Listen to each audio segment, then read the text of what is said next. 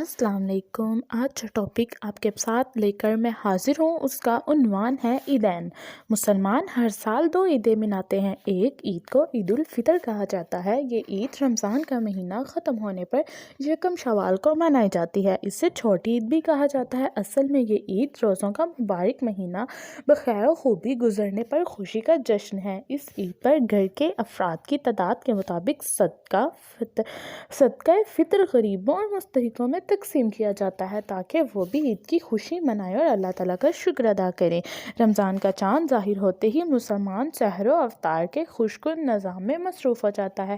جب رمضان کا مہینہ ختم ہوتا ہے اور چاند کی 19ویں شام ہوتی ہے تو غروب آفتاب کے وقت قابل دید ہوتا ہے۔ مکانوں کی چھتوں پر بچے اور بوڑھے چڑھ جاتے ہیں، مغرب کی طرف نظر جمائے دیکھتے ہیں کہ ہلال عید نظر آ جائے۔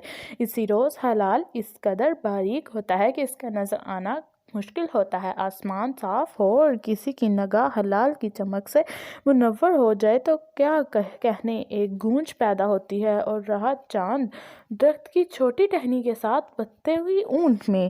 ادھر چاند نظر آیا، ادھر نوبت نعرے بجنے لگے اور ڈھول پٹنے لگے۔ اس قدر چہل پہل اور گہما گہمی ہوئی جیسے شام کی خاموشی جاگ اٹھی۔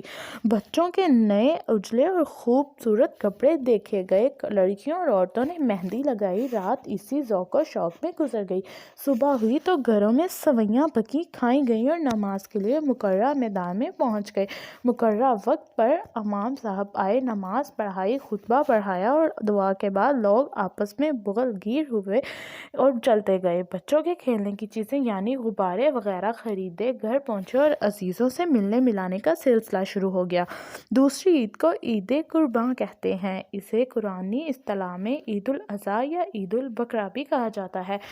رات و وقت چاشت کو کہتے ہیں چونکہ اس عید کی نماز چاشت کے وقت پڑھی جاتی ہے، اسی لیے اس کا نام عید الاضحیٰ ہوا۔ بقرہ عربی زبان میں گائے کو کہتے ہیں چونکہ زمانہ جاہلیت میں لوگ گائے کی پوجا کرتے تھے اور اسے مقدس مانتے تھے، جیسے آج بھی ہندو لوگ گائے کے گیت گاتے نہیں تھکتے۔ گائے کی قربانی اس بات کا ثبوت ہے کہ گائے دوسرے جانوروں کی طرح ایک مفید جانور ہے۔ ہاں تو یہ عید حضرت ابراہیم علیہ السلام کی قربانی کی یاد میں منائی جاتی ہے۔ حضرت ابراہیم علیہ السلام خدا کے پیارے نبی تھے۔ ایک رات خواب میں انہیں قربانی کا حکم ہوا، آپ نے صبح اٹھ کر 100 اونٹ قربان کر دیے۔ دوسری رات پھر قربانی کا حکم ہوا، آپ نے صبح اٹھ کر پھر قربانی کی اور 100 اونٹ قربان کر دیے۔ تیسری رات کو سب سے پیاری چیز کی قربانی کا حکم ہوا۔ یہ اشارہ حضرت اسماعیل کی طرف تھا جو ابھی صرف 10 سال کے تھے، حضرت ابراہیم علیہ السلام کے اکلوتے بچے کی قربانی کی طرف تھا۔ چنانچہ آپ نے حضرت اسماعیل کو ساتھ لیا، چھری اور رسی پکڑی اور جنگل میں چلے گئے۔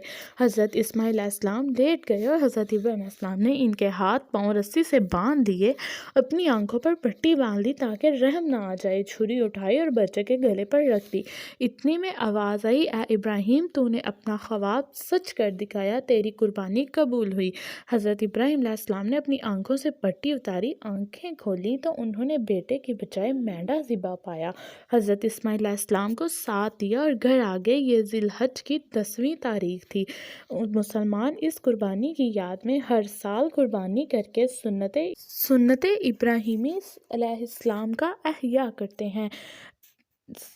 اسی روز مینڈے بھی ذبح ہوتے ہیں، بکرے بھی، گائیں بھی اور اونٹ بھی۔ نماز عید ادا کرنے کے بعد قربانی کا سلسلہ شروع ہوتا ہے اور 3 دن تک چلتا رہتا ہے۔ قربانی کے گوشت کے 3 حصے کیے جاتے ہیں، ایک حصہ گھر والوں کے لیے ہوتا ہے، ایک حصہ رشتہ داروں اور دوستوں کے لیے، تیسرا حصہ عام غریبوں اور حاجت مندوں میں تقسیم ہوتا ہے۔ اس عید کی خوشی 3 دن تک متواتر ہوتی ہے اور ہر روز جشن کی کیفیت ہوتی ہے۔ اسی کے ساتھ میں آپ سے اجازت چاہتی ہوں۔ خدا حافظ۔